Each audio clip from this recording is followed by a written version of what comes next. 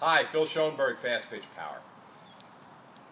One of our students came to me and said, Coach, I feel like I'm not getting enough speed, and I think it has something to do with the fact that my wrist snap is not powerful enough. At what point should I snap my wrist? I really want to focus more on the wrist snap. I've always found it curious. This is not the first time this question has been asked. I always find it curious that that question has never been asked of me in relationship to a throw from shortstop, an overhand throw, or from the outfield, even though the movements are almost identical. What do I mean by that, just so we can make it clear that this same forearm fire movement that we talk about continuously in the windmill pitch is utilized in a very similar fashion when you're throwing the ball overhand. Elbow, palm up, elbow down. Elbow leads to the back of the throw zone, which is in front of you. Your forearm fires and extends forward, and as a result of a good relaxed lower arm, the wrist snaps at the end of that sequence. We want to be very careful here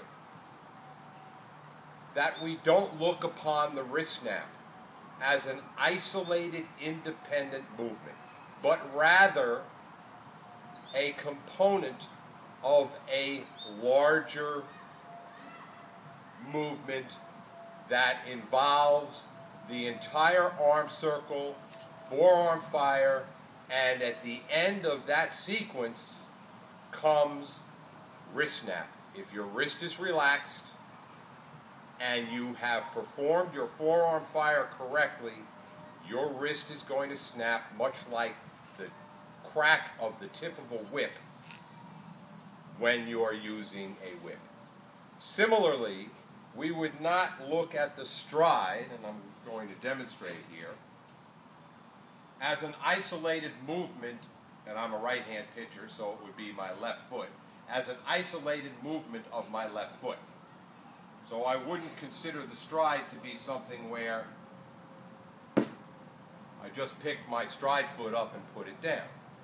My stride is part of a sequence that involves what we call ground force reaction, where you're pushing aggressively backward on the pitching rubber, exploding outward, lifting your stride foot up off the ground, and creating a glide and a stride forward. So your stride is part of that sequence. And the power that you generate by pushing that pitching rubber backwards is what enables you to initiate an aggressive stride. So the power that you're utilizing in a fast arm circle, elbow leading down the backside of the circle, forearm leg, palm up, extension at the back of the throw zone, and acceleration down that throw zone with a relaxed wrist is what's going to lead to that wrist snap. The wrist snap is part of that whole movement. It is not something that exists on its own. And we want to be very careful not to fall into the trap of trying to isolate the wrist snap, because then the tendency, especially with young developing pitchers, is to think about snapping your wrist at a point in space. Usually some coaches say, oh, you snap the wrist at your hip.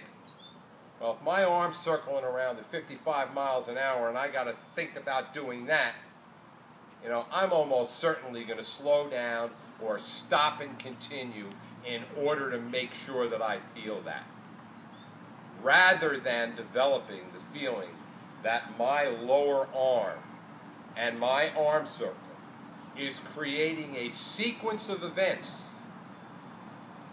at the end of which a relaxed wrist is going to snap and give you the spin and power on your pitch that you're looking for. So when we are talking about any of these movements, They don't exist in a vacuum. They don't exist on their own. They are all a piece of a much bigger puzzle. And we want to make sure that we look at it that way and not try to break it down to an individual component to the detriment of the entire movie. I hope I've been clear on this. If you have any questions on it, because this is a really important issue and it gets asked a lot, please do not hesitate to give us your comments or your questions, and we will be happy to answer them for you. Talk to you next time.